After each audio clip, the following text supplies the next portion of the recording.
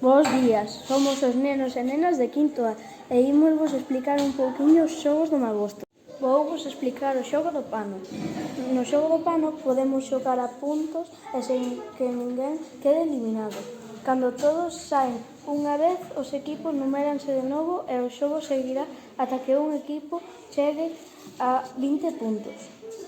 O xeito de puntuar sería coller o pano e fuxir co mesmo cara á liña de partida sen que me pillen, 1 punto.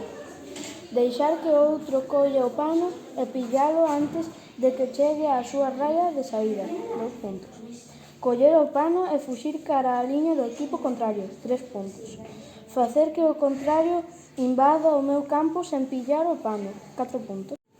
Mourón da estrela. Hai que lanzar contra o mourón 5 argolas de corda dende a marca que hai no chan, que non se poida pisar. Súmase 1 punto por cada unha das argolas que acaban rodeando calquera dos espigos. As partidas poden xogarse con unha puntuación previamente acordada ou a un número determinado de lanzamentos. Pódese xogar de xeito individual, por parellas ou por equipos. O xogo do billar holandés. O xogo de habilidade que consiste en que cada xogador teña o turno e lance todos os seus discos. Dependendo de onde meta os discos, irán sumando puntos. Hai que multiplicar o número de pezas pola portería na que se mete. Por exemplo, peza 3 por portería 4, 12 puntos. O xogador que máis puntos faga gañará a partida.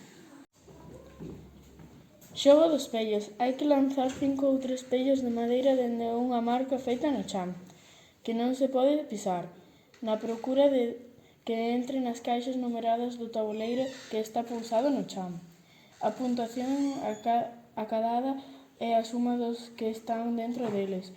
As partidas xóganse a unha puntuación previamente acordada ou a un número determinado de lanzamentos.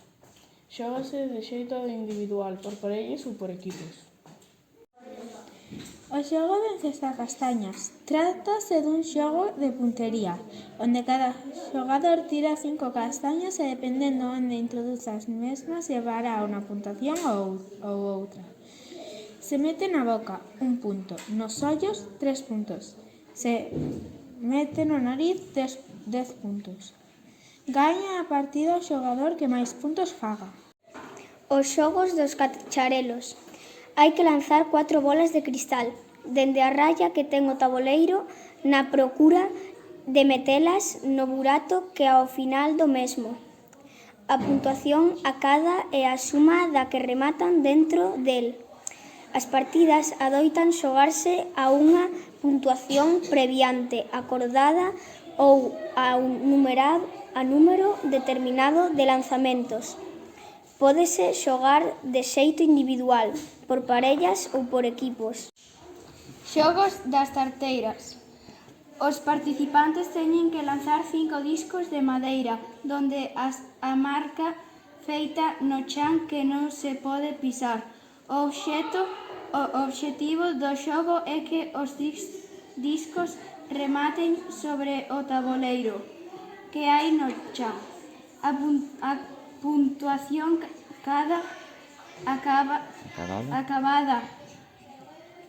é a suma do valor onde remata a maior parte de cada disco. Adoitar xogarse a unha puntuación previamente acordada ou a un número determinado de lanzamentos. Pódese xogar de xeito individual, por parellas ou por equipos. Mourón dos hindús. Hai que lanzar 5 argolas de corda dende a marca feita no chan, que non se pode pisar. O obxectivo do xogo é que as argolas rematen rodeando as figuras dos hindús e súmase 1 punto por cada unha que o fai. As partidas adoitan xogarse unha puntuación previamente acordada ou a un número determinado de lanzamentos. Pódese xogar de xeito individual, por parellas ou por equipos. Discos fora. Participan 2 xogadores que teñen en cada campo 5 discos de madeira. O xogo consiste en pasar a máis rápido posible os discos ao campo contrario.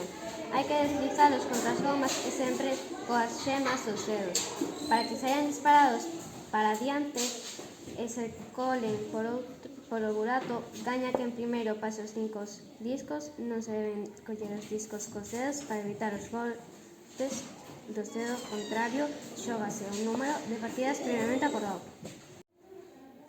Laberinto de Mozambique. Compiten 2 xogadores que dispoñen de cada súa ficha. O obxectivo do xogo é ir avanzando con ellas cara ao interior do laberinto. Xógase do seguinte xeito.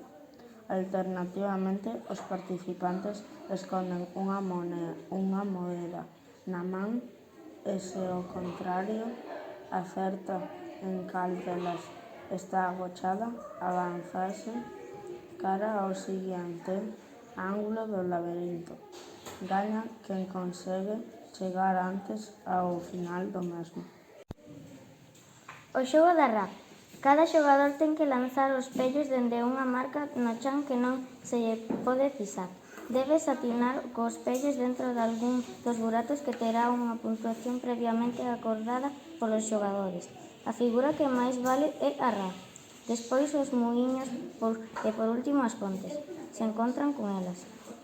Por exemplo, rá 10 puntos, muíños 5 puntos e pontes 3 puntos. Pódese xogar de xeito individual, por parellas ou en equipos. Trompos e peóns. O xogo consiste en enrolar o trompo e tiralo, buscando como obxectivo que xire baile. Se conseguimos que baile, podemos intentar facer algún truco básico. Canciño, o dormilón, o ascensor. Cara ou cruz. Xogan dos equipos colocados de costas, enfrontados e sentados de espalda con espalda. Un equipo será cara e outro equipo será cruz. Poden ser cores, 2 froitas.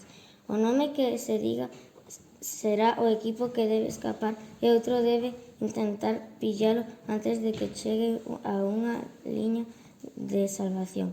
Cada alumna debe intentar pillar ao que está de costas. O xogo dos zancos. O xogo dos zancos consiste en andar enriba dos zancos de madeira. O tamaño debe ser axeitado para a idades que quen xogue con eles quedando, incluindo así calquer risco físico. Precisase certo adestramento, pero en pouco tempo calquera é quen de manterse en equilibrio enriba deles. Os que teñen certa habilidade poden participar en carreiras de zancos, pero que non están axentas de aparatosas caídas por querer chegar os primeiros á meta. Pala furada, variante do valero, que ten por obxectivo pasar pola bola cada un dos buratos que ten a pala e despois facelo na dirección contraria para volver ao punto de partida. Todo elo no menor tempo posible. Hai que evitar poñer os dedos por riba do mango da pala, posto que a bola pode golpear neles. De haber moitos principiantes, pódese cronometrar o tempo para ver quen é o máis rápido en facelo. As canicas, o círculo. No chan faise un círculo dependendo do número de xogadores. Cada un deixa unha bola na figura feita. Bótase as sortes para ver quen comeza tirando a raia, 3,5 metros. Logo, dende a raia tiramos o círculo para quedar preto ou mesmo sacar algunha bola. Se lle damos e sacamos, quedámonos con ela. Se a golpeamos e a nosa queda dentro, temos que deixar as dúas dentro e comezar o xogo dende a raia. Pescando peixe. Xogo de habilidade, coordinación, óculo manual e precisión, que consiste en que cada xogador debe intentar pescar a maior cantidade de peixes posible sin que lle caian ao chan. Se se soltan ou caen chan, Hai que volver a colocalos e pescalos, xa que así non poderían vender na praza. Gaña o xogador que máis peixe pesque. O xogo dos tres pés. Os tres pés, os xogadores agrúpanse en parellas, colócanse un a carón do outro e atan as pernas máis próximas. Deberán correr para atravesar unha distancia. Cando cheguen á meta, soltaránse, intercambiarán as súas posicións na parella